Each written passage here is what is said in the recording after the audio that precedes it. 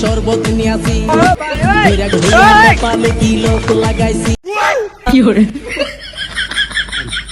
ওই যে জায়গায় না নড়ছে, ওই জায়গায় আমার আব্বা পলাই রয়েছে।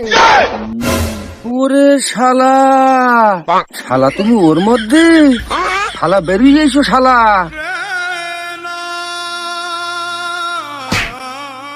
এই শালা, শালা 17 বছর আমলিক করি শালা, শালা তুমি এখন জমাতের ক্লাবে গিয়ে বসো। আমলিক করতাম ঠিক আছে, তা ওই যে জীবন বাঁচানি ফরজ, তাই এখন আমি জুমাত করি। 17টা বছর আমাদের জ্বালাইয়ে তুমি এখন জুমাত করো।